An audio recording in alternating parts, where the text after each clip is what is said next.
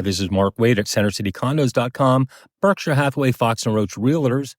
And in this podcast, I'd like to share feedback I get from buyers when I show them variety of condos in the 19106 zip code. Know that I've been selling condos for 35 years in this town, so I kind of hear it all. Okay, let's start with Society Hill Towers, 200-220 Locust Street.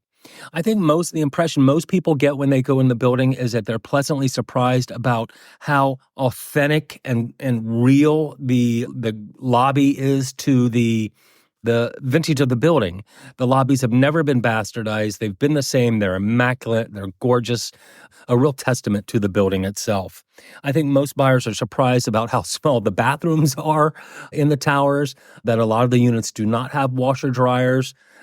But I think overall, buyers are always impressed with the cleanliness, the front door staff, always nice, management, the grounds, the views, for heaven's sakes, and the fact that the building just is amenity rich. You know, it has a gym and it has a rental parking, and it's got probably one of the best swimming pools, outdoor pools in town, hands down. Everyone's pleasantly surprised when they see that. That's a real selling point.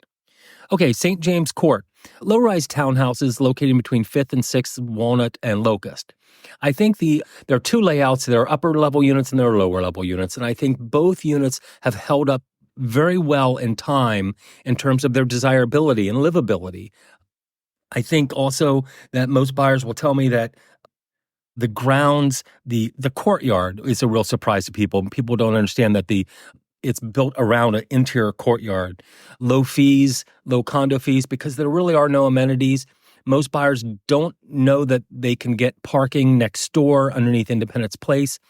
The one thing that buyers also don't understand or don't know is that the St. James Court was built as a part of Independence Place. Now, they're two different associations. They have nothing to do with each other, except for the fact that the developer who built Independence Place built the low-rises next door. And that may have been a rule back in the day, because the Hopkinson House, they have some townhouses surrounding them that were built around roughly the same time and or by the same developer, I believe. But St. James Court, they have held up very well over time, and they still sell very well.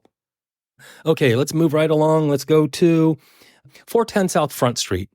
I think most buyers, when they go in, they're surprised, first of all, that it's a Toll Brothers unit, because the fit and finish is stronger than what Toll Brothers may have put out a decade or two prior. The finishes in the building are very strong, very high quality.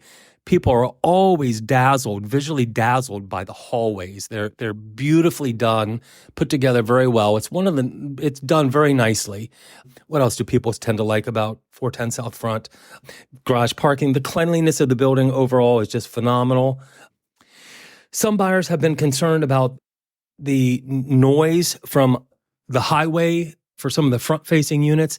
Don't hear that a whole lot anymore. I think that was more of a concern when the building was going up than true reality.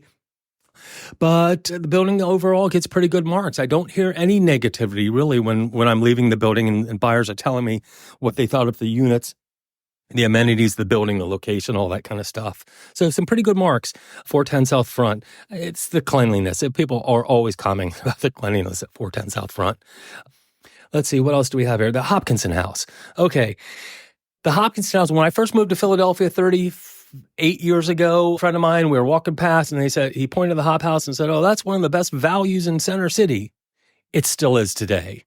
Management, very strong. The building is one of the best managed buildings in Center City as far as I'm concerned.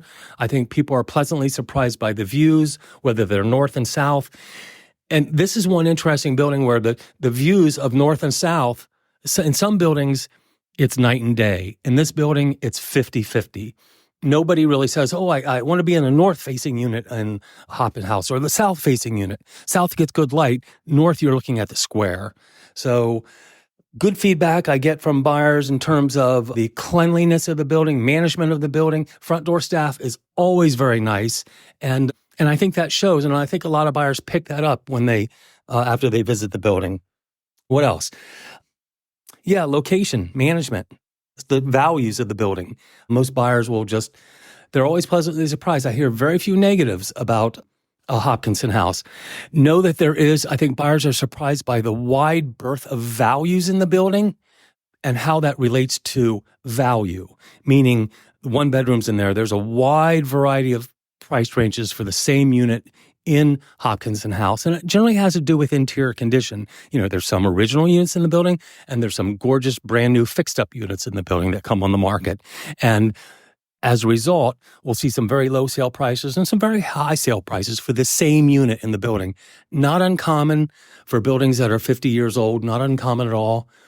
And that's about it. All good marks for Hopkinson House. Really don't hear anything negative about the building. Anyway, I'm rambling on and on. This is Mark Wade, CenterCityCondos.com. Questions, comments, concerns, push the buttons on the front of your phone, 267-237-3404. Thank you.